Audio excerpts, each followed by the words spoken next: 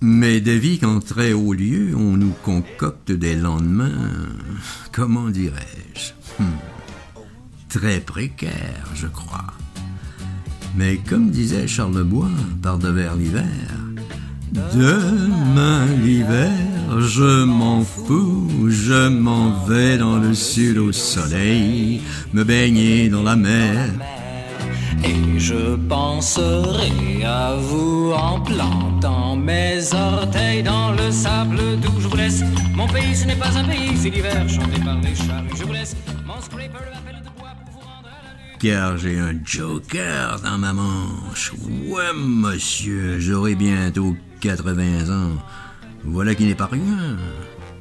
Et tu comptes aller où comme ça? Me direz-vous bien innocemment.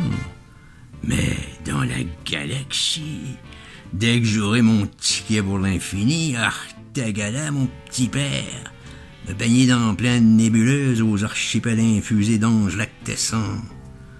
Vous pensez bien qu'à l'aube de mes 80 ans, je ne vais pas traîner trop longtemps dans cet extraordinaire univers dystopique, à la sauce transhumaniste, garantissant un bonheur béat au cœur d'une existence devenue virtuellement immortel. Wow, ça c'est du progrès. Enfin une vie complètement numérisée. On n'aura même plus besoin de penser. Quel avancement scientifique exceptionnel. Voguons tous allègrement vers ce paradis fabuleux, tout ponctué de vaccins miraculeux. Mais un petit doute m'assaille. Oh, presque rien, rassurez-vous, enfin, presque rien de mesurable. En effet, par-devers toutes ces merveilles issues de l'intelligence artificielle avec tout son bazar technopop, qu'en est-il de la mort de l'âme? De l'âme des choses? Voilà qui me tarabuste quelque peu, sans doute, me direz-vous. Voilà bien question oiseuse, bienveusée estudiantine, belle hiverne de jocrisse un peu bénet, broutille pour gladiateur déchu, sournoise sottise pour dilettante fourvoyée, brimborion pour anachorète un peu débile, sornette et faribole pour petit esprit plébéien.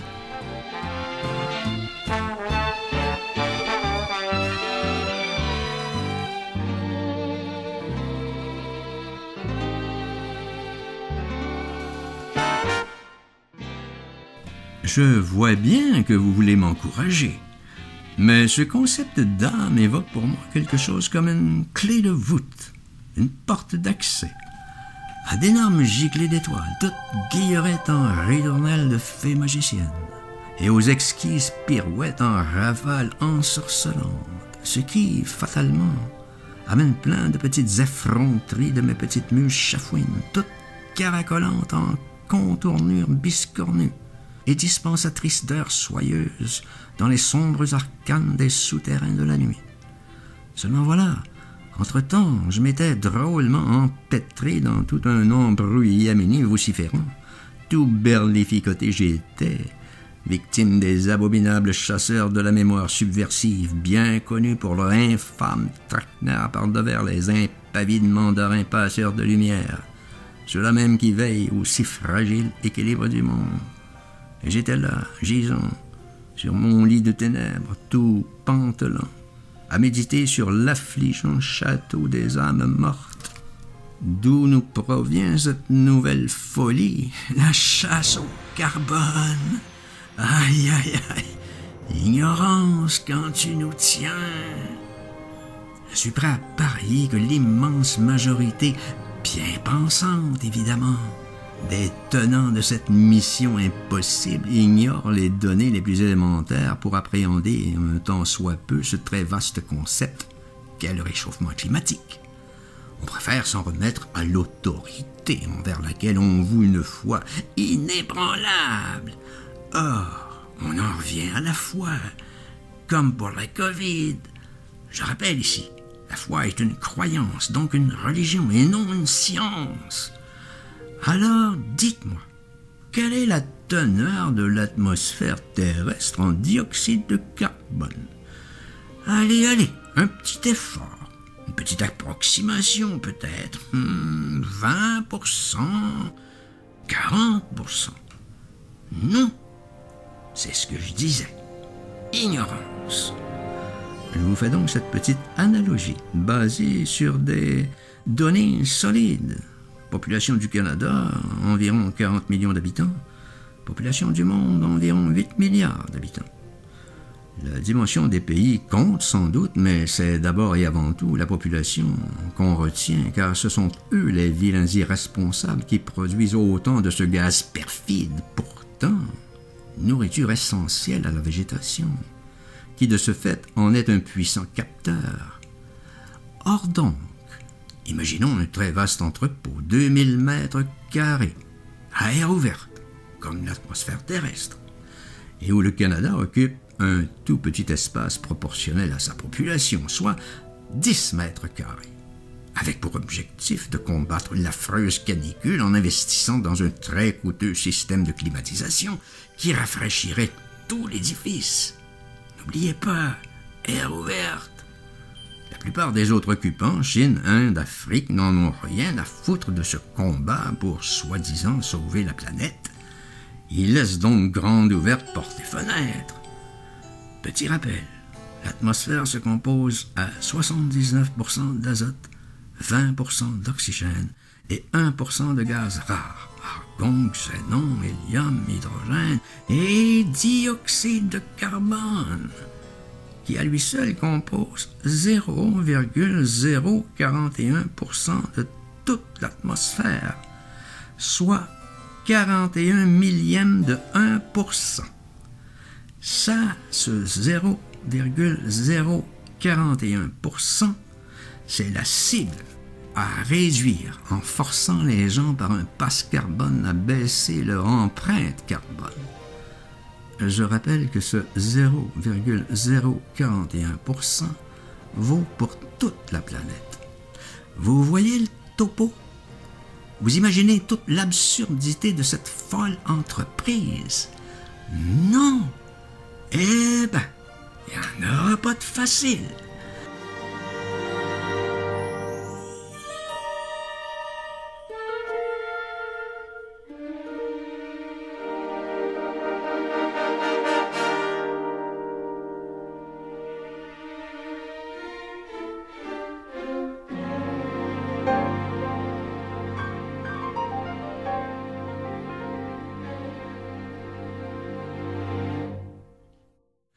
Bon, question de dérider l'ambiance, j'en profite ici pour glisser cette petite boutade de Céline.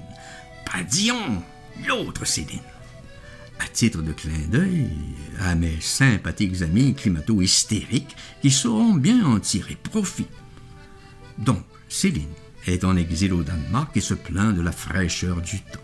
On est fin mai 1948 et il dit, au bout du champ, la Baltique, pas encore jolie, mais qui a déjà des idées.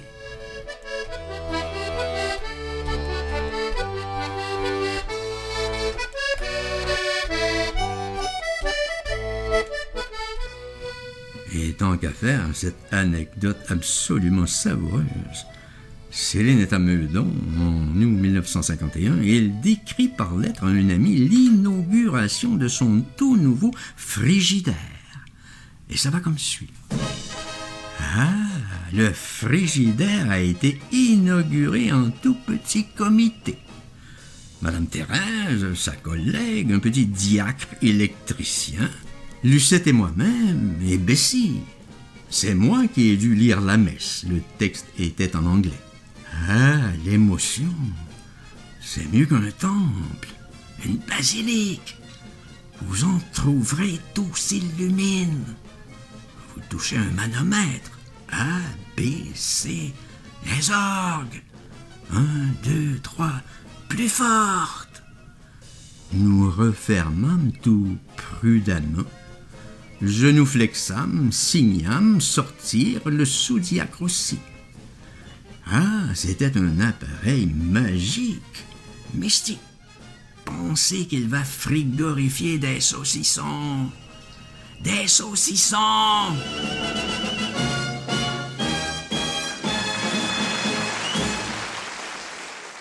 Et moi, oui, moi, toujours quelque peu briscard et vêtu de ma somptueuse houppelande tonkinoise.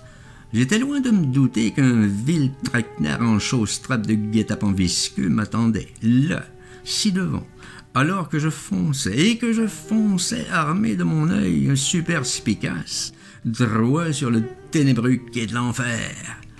Aïe, aïe, aïe, j'aurais dû m'en douter avec la brochure que j'avais en main, brève histoire de la pensée cannibale. Mais d'avis qu'il y a de l'apothicaire fou là-dessous. Je reconnais là très bien la marque de son orgueil démesuré, digne des plus pires crapules qui, tels des monstres en féloniforme, parviennent à distiller tout autour plein d'angoisses torpides aux obscurs maléfices blindés de ruines gothiques et aux avalanches d'opacité chimérique des tueurs d'étoiles, diffuseurs de spirales lancinantes, aux effusions en grisaille de longues nuits noires. Et c'est exactement là, tout à fait inopinément, que me voilà-t-il pas plongé au cœur d'une torpeur soporifique, alors que remontaient en moi mes contes de la folie subversive, ceux-là même où je relate ma recherche héroïque du mystérieux secret du roi serpent. Et oui, je me souviens très bien maintenant. Oui, je les vois, ces fleuves impassibles, dans un monde vacillant, où le silence du vieux corbeau annonçait de si douces dérives, tout en éclairs lisses aux ribambelles, d'un magnifique chaos en peinturlure somptueuse de floculence mutique.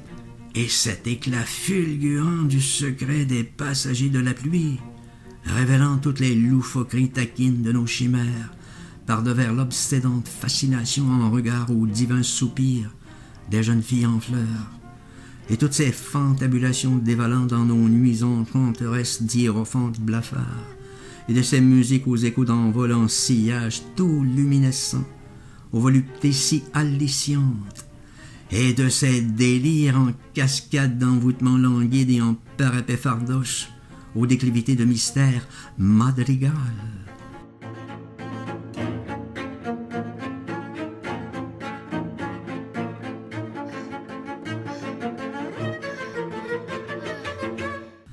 Ah, mais oui, c'était exactement là, dans l'impasse des deux dolmens. Ah, si je m'en souviens, c'était le si bref été de l'anarchie, et c'était pour nous d'aller bien au-delà de nos désirs en contrepoint de tourbillons furtifs.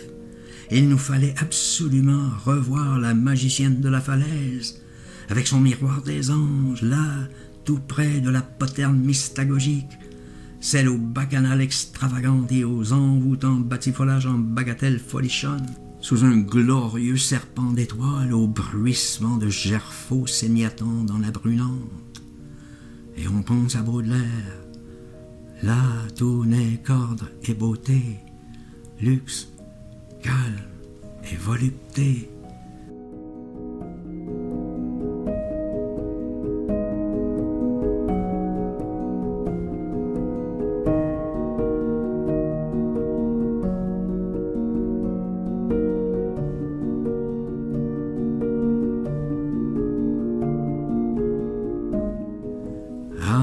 Fabuleuse époque où je fréquentais assidûment l'école du mystère frégate Carabosse et sa légendaire fabrique de rêves jouxtant un tout petit mastroc désaffecté où j'entreposais précieusement tous mes trésors de guerre, notamment ma périlleuse et héroïque traversée du Cap Hatteras en pleine tempête. On y trouve également bien à la vue le grand secret du passage Choiseul.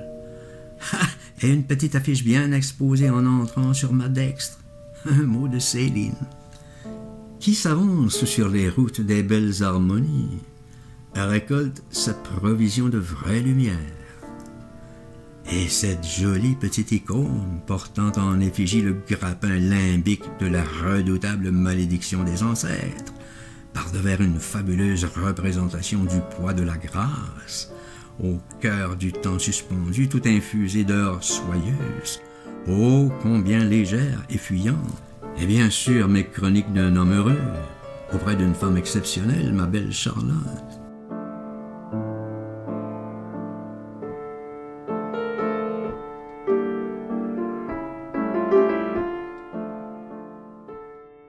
et d'un ami tellement hors du commun, j'ai nommé Mikhail Biankovitch Benito pour les intimes.